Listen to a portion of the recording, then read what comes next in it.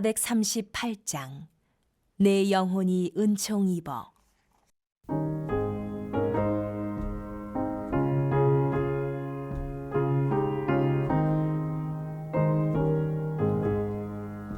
내 영혼이 은총 입어 중한 죄짐 걷거니 슬픔 많은 이 세상도 천국으로 와도다.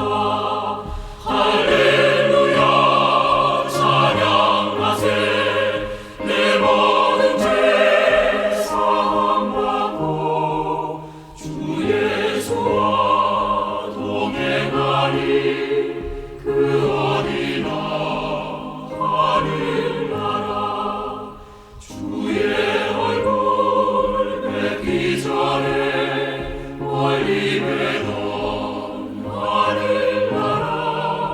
내 맘속에 이루어지니 날로 날로 가깝도다. 할렐루야 찬양하세. 내 모든 죄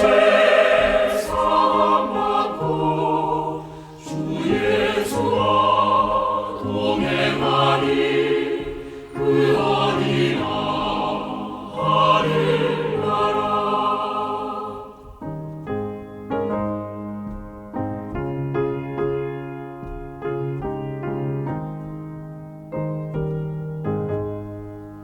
높은 산이 거친 들이 초막이나 궁궐이나 내 주 예수 모신 것이 그 어디나 하늘나라.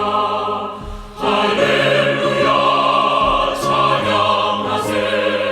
내 모든 죄 사함받고 주 예수와 동행하니 그 어디나 하늘나라. 제 25장.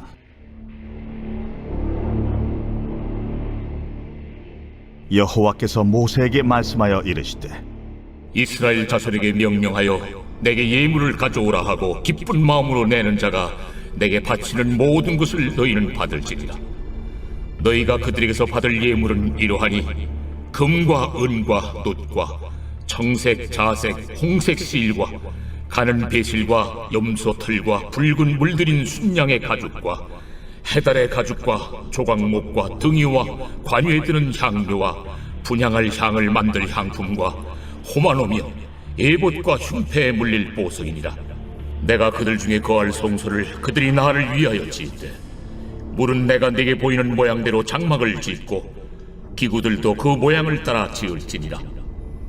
그들은 조각목으로 궤를 짜되 길이는 2규빗 반, 너비는 1규빗 반, 높이는 1규빗 반이 되게 하고 너는 순금으로 그것을 쌓되 그 안팎을 쌓고 위쪽 가장자리로 돌아가며 금틀을 두르고 금고리 넷을 부어 만들어 그 네 발에 달되 이쪽에 2고리 저쪽에 2고리를 달며 조각목으로 채를 만들어 금으로 쌓고 그 채를 궤 양쪽 고리에 꿰어서 궤를 내게 하며 채를 궤 고리에 꿰인 대로 두고 빼내지 말지며 내가 네게 줄 증거판을 궤 속에 둘지며 순금으로 속죄소를 만들되 길이는 2규빗 반, 너비는 1규빗 반이 되게 하고 금으로 그룹 둘을 속죄소 2 끝에 쳐서 만들되 한 그룹은 이 끝에 또 한 그룹은 저 끝에 곧 속죄소 2 끝에 속죄소와 한 덩이로 연결할지며 그룹들은 그 날개를 높이 펴서 그 날개로 속죄소를 덮으며 그 얼굴을 서로 대하여 속죄소를 향하게 하고 속죄소를 궤 위에 얹고 내가 네게 줄 증거판을 궤 속에 넣으라. 거기서 내가 너와 만나고 속죄소 위 곧 증거궤 위에 있는 2 그룹 사이에서 내가 이스라엘 자손을 위하여 네게 명령할 모든 일을 네게 이르리라. 너는 조각목으로 상을 만들되 길이는 2규빗, 너비는 1규빗, 높이는 1규빗 반이 되게 하고 순금으로 싸고 주위에 금태를 두르고 그 주위에 손바닥 넓이만한 턱을 만들고 그 턱 주위에 금으로 태를 만들고 그것을 위하여 금고리 넷을 만들어 그 네 발이 네 모퉁이에 달되 턱 곁에 붙이라. 이는 상을 맬 채를 꿰을 것이며 또 조각목으로 그 채를 만들고 금으로 싸라. 상을 이것으로 맬 것이니라. 너는 대접과 숟가락과 병과 붓는 자를 만들 때 순금으로 만들며 상 위에 진설병을 두어 항상 내 앞에 있게 할지니라.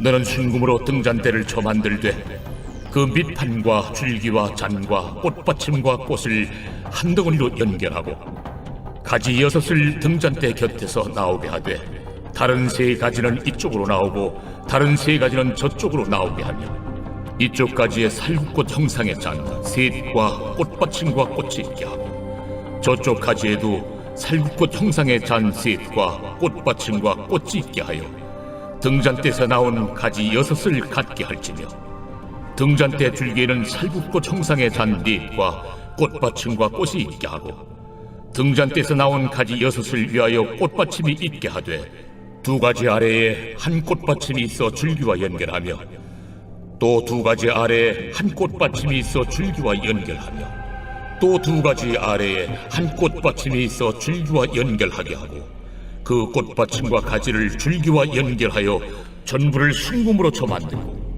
등잔 7을 만들어 그 위에 두어 앞을 비추게 하며 그 불집게와 불똥 그릇도 순금으로 만들지니 등잔대와 이 모든 기구를 순금 1달란트로 만들되 너는 삼가 이 산에서 내게 보인 양식대로 할지니라.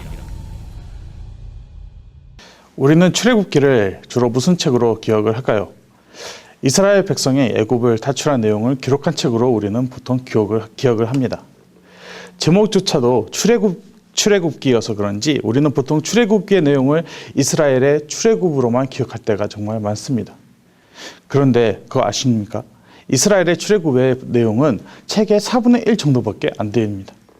나머지 4분의 3의 내용은 하나님이 맺어주시는 언약의 내용, 하나님과 동행하기 위한 필요한 것들로 제사장의 직분, 제사장의 지책, 제사장이 무엇을 해야 되는지, 제사를 어떻게 드려야 하는지, 언약은, 율법은 무엇인지 그러한 내용으로 정말 가득 차 있습니다. 즉 출애굽기는 이스라엘의 출애굽의 내용보다는 출애굽 이후에 어떻게 하나님과 동행하고 하나님의 백성으로서 어떻게 살아가야 되는지 그런 이야기를 더 많이 담고 있다는 것이죠. 25장 이전의 내용은 이스라엘의 출애굽의 이야기 그리고 시내산에서 주신 율법의 이야기를 담고 있습니다.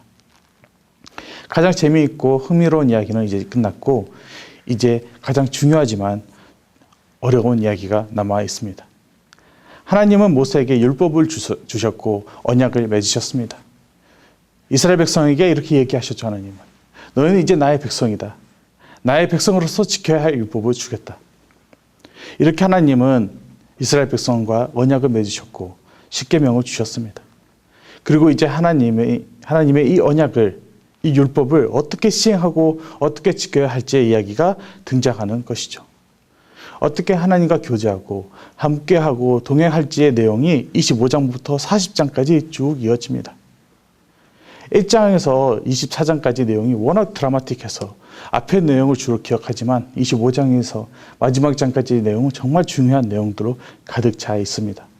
비록 지루하고 어렵게 느껴질 수 있지만 자세히 살펴보면 그 안에 하나님의 섬세한 인도하심이 있다는 것을, 하나님이 이스라엘을 정말 세밀하게 보살피신다는 것을, 하나님이 이스라엘을 정말 사랑하신다는 것을 발견할 수 있습니다.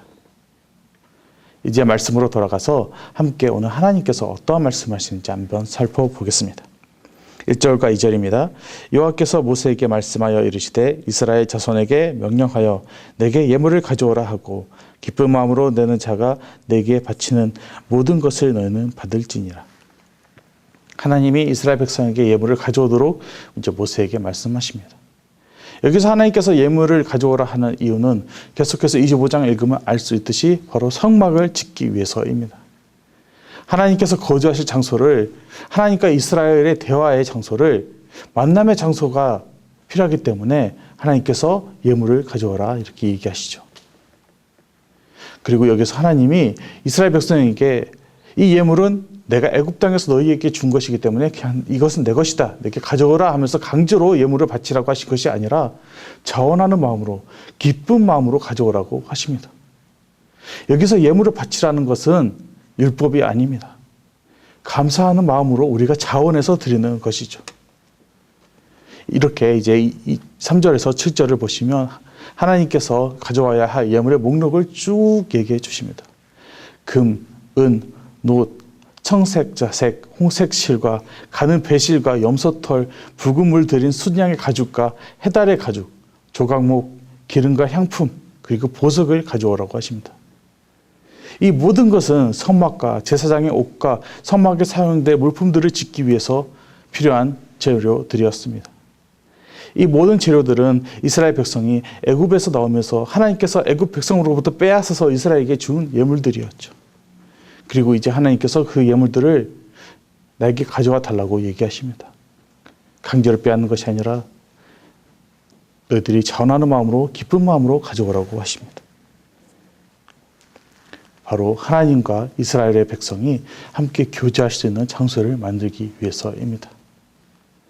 8절에 하나님이 이렇게 말씀하십니다. 내가 그들 중에 거할 성소를 그들의 나를 위하여 짓되.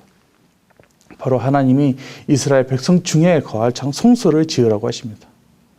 이스라엘 백성과 함께할 장소, 바로 예배의 장소였습니다. 아담이 에덴 동산에서 하나님과의 언약을 깨뜨려 버리고 하나님과의 그 교제의 길이, 통로가 끊어져 버리면서 이제 하나님의 형상과 영원한 삶을 잃어버리고 하나님으로부터 정말 멀리 떨어지게 됩니다. 하나님과의 관계가 너무나도 멀어지게 됩니다.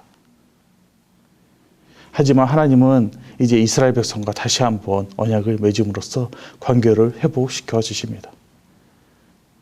그들을 하나님의 백성으로 받아주셨으면서 이제 이 성막을 지어서 내가 이제 그들과 함께 거하겠다고 얘기하고 계십니다.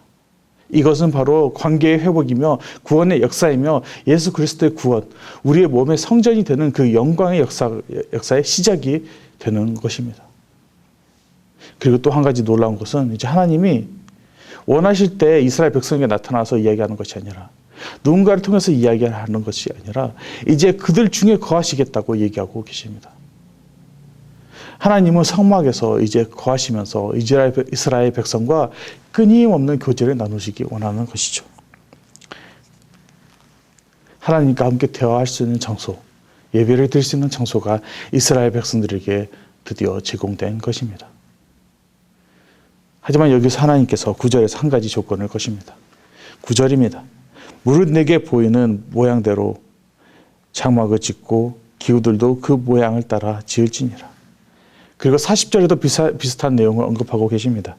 너는 삼가 이 산에서 내게 보인 양식대로 할지니라. 내가 내게 보인 양식대로, 모양대로 지어라 또는 행하라, 이렇게 말씀하십니다. 성막을 짓되 하나님께서 보여주시는 그대로 지으라고 하십니다. 우리 자신이 원하는 대로 하는 것이 아니라 하나님이 원하시는 대로 하는 것을 하나님께서 이야기하고 계십니다. 하나님께서는 그 성막의 물건들 하나하나가 어떤 역할을 하고 어떤 의미가 있고 어떻게 사용해야 되고 어떻게 만들어야 되는지 전부 하나하나 다 세세하게 설명해 주고 계십니다. 지금 이스라엘 백성은 하나님의 엄청난 영광을 마주한 것입니다. 하나님이 얼마나 위대한 분이시고 놀라운 분이시고 유일하신 하나님이라는 것을 이스라엘 백성들은 애굽 땅에서 이미 목격을 했습니다. 그런데 그 하나님이 이제 이들과 함께하기 위해서 진영의 정중앙에 성막을 짓게 하십니다. 그리고 그 성막 구성물들, 물건들 하나하나가 다 하나님의 의도대로 지어지신 것입니다. 이거 엄청난 영광입니다. 지금 내가 바라보고 이 물건 하나가 하나님께서 그 모든 의미를 다 부여하셨고 어떻게 사용하는지 다 설명해 주셨고 어떻게 만드는 것까지 높이와 길이와 넓이 모든 것을 다 계산해서 지어주셨다는 것입니다. 이 성전을 짓는데 얼마나 큰 기쁨이 임했을까요? 지금 내 손으로 하나님께 사용하셔서 이 성막을 짓게 하셨다는 것. 한번 상상해 봤으면 합니다. 만약에 하나님이 우리 교회 담임 목사님께 교회를 짓게 하시고 그 교회 물건 하나하나 다 어떻게 만들지, 어디에 둘지, 어떻게 사용할지 다 알려주신다면 우리는 그 교회를 지는데 우리의 예물을 아꼈을까요? 우리가 우리의 시간을 아꼈을까요? 우리는 우리의 예물과 시간을 아끼지 않고 하나님께 모든 것을 드렸을 것입니다. 왜냐하면 그 예배의 자리가 정말 하나님으로 풍성한 자리가 되었기 때문에, 하나님의 인재가 가득했기 때문에 우리는 정말 기뻤을 거고 즐거웠을 거고 기쁨과 은혜로 가득 찼을 것입니다. 지금이라고 다를 것 없습니다. 지금도 하나님의 임재는 우리 교회에 가득합니다. 우리와 함께하고 계십니다. 이 교회 구성원 한 명 한 명에게 하나님은 하나님의 엄청난 은혜를 부어주셨습니다. 그 한 명 한 명을 하나님께서 부르셨고 하나님께서 사용하고 계십니다. 우리의 몸이 성전이 되었습니다. 우리를 예수 그리스도로 인하여 하나가 되게 하셨습니다. 우리를 하나님께서 사용하시겠다고 말씀하고 계십니다. 어찌 기쁘지 아니하겠습니까? 하나님께서 나를 하나님의 영광을 위하여 사용하시겠다는데 기쁜 마음으로 하나님께 나아가야죠. 기쁜 마음으로 하나님께 영광을 올려드리고 예배를 올려드려야 합니다. 하나님이 원하시는 예배를, 하나님의 임재가 느껴지는 예배를 우리가 하나님이 원하시는 대로, 우리가 원하는 대로 우리의 방식대로 하는 것이 아니라 하나님이 원하시는 예배를 올려드려야 하는 것입니다. 하나님은 우리와 함께 하시기를 원하시고 우리와 만나기를 원하십니다. 우리와 만나기 위하여 성전을 짓게 하셨고 모든 방법까지 다 알려주셨습니다. 하나님의 영원하신 진리의 말씀까지 남겨주셔서 우리에게 계속하고 말씀하고 계십니다. 우리가 해야 될 것은 단 하나, 순종하며 나아가는 것입니다. 마지막으로 고린도전서 6장 19절 20절 한번 말씀합니다. 이 본문에는 너희 몸은 너희가 하나님께로부터 받은 바 너희 가운데 계신 성령의 전인 줄을 알지 못하느냐. 너희는 너희 자신의 것이 아니라 값으로 산 것이 되었으니 그런즉 너희 몸으로 하나님께 영광을 돌리라. 우리의 몸은 성령님의 전입니다.